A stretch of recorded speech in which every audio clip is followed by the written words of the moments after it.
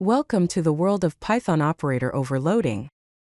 In this video, we're going to explore customizing operators using what are known as magic methods, making your classes more intuitive and powerful.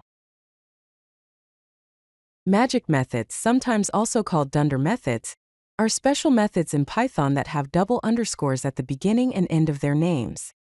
These methods allow classes to define custom behavior for operators. This enables intuitive interactions with custom objects. For example, consider a class named number. Inside it we have an init method and an add method.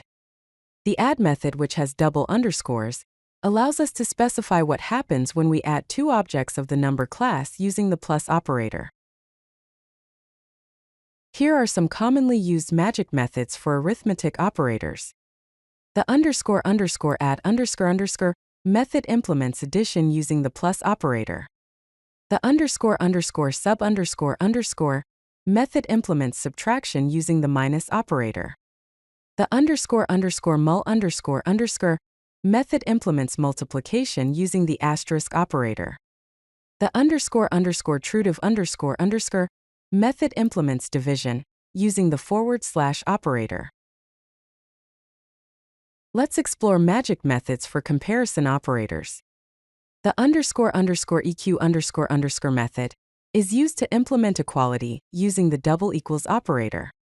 The __any__ method implements inequality using the not equals operator. The __lt__ method implements less than using the less than operator.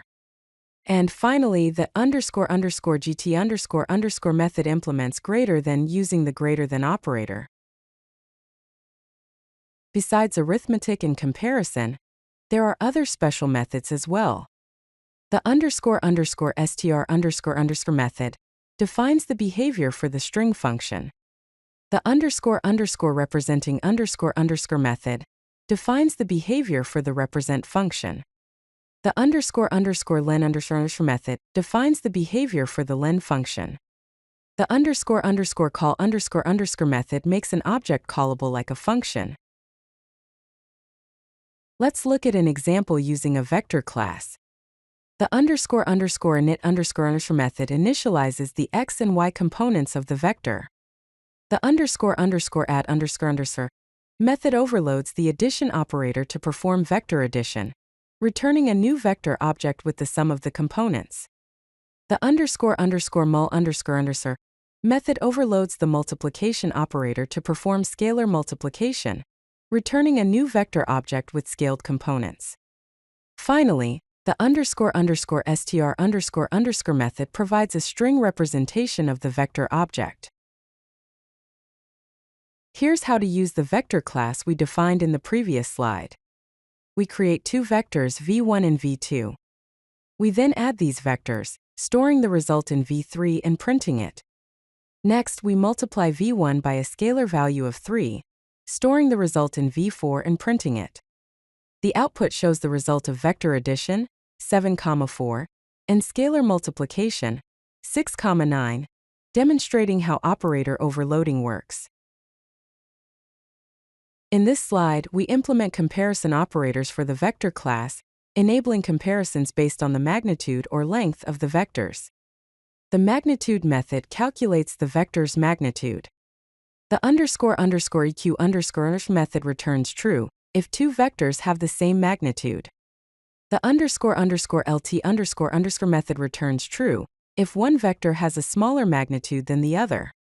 The __gt__ method returns true if one vector has a greater magnitude than the other. Here's how we can use the comparison operators we implemented for the vector class.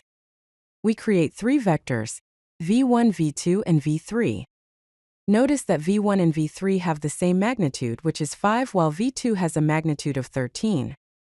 The output shows that v1 is equal to v3, v1 is less than v2, and v2 is greater than v3 as expected. Let's go over some best practices for operator overloading. First, maintain expected behavior, ensuring that a plus b is similar to b plus a. Implement the right-side versions of methods such as underscore underscore rad underscore underscore, and underscore underscore mul underscore underscore for right side operations. Try to return the same type for operations when possible. Implement complementary operators together. For example, if you implement equals, also implement not equals. Only use operator overloading when it makes sense semantically. And avoid unintuitive behaviors that could confuse users. If you like this video, hit that like button and don't forget to subscribe. Visit codelucky.com for more such useful content.